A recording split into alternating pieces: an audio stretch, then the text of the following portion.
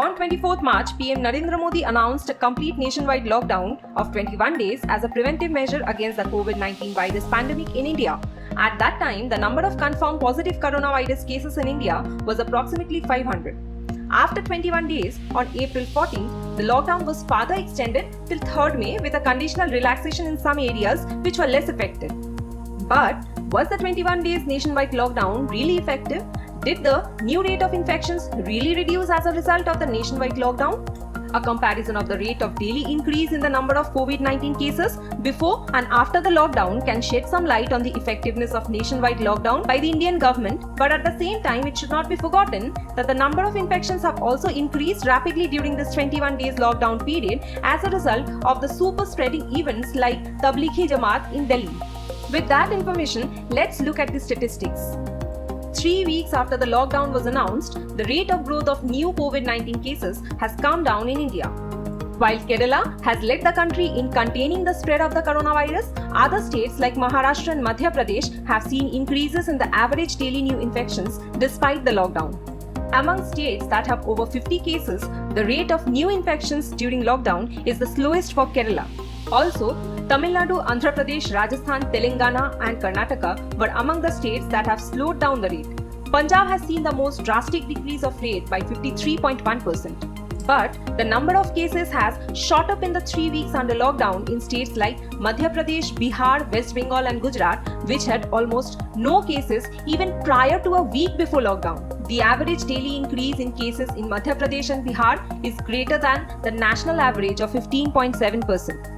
Comparing to other nations, among the 16 countries that have been under lockdown for at least 3 weeks, India has the 7th highest average daily increase in cases. In the week before the lockdown, India's average daily increase was 21.6%. During the lockdown, however, the rate of growth fell by only 6 percentage points to 15.7%, while in countries like US, UK and Italy, the rate of growth has fallen by 17.9, 8.6 and 10.3% respectively. But while densely populated countries like China and India imposed lockdowns to contain the virus, not all countries imposed such strict measures. Among the 25 worst hit countries, 4 did not implement a lockdown.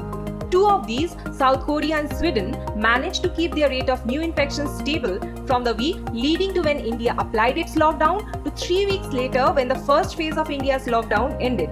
But now that the 21 days lockdown period is over and the lockdown remains extended till 3rd May, the question arises, where can the situation in India go from here? Countries that had a similar rate to India saw a considerable decline in the 2 weeks after reaching 10,000 cases. Switzerland, for example, reduced its daily average increases in cases to 5.8% in the 2 weeks after reaching 10,000 cases.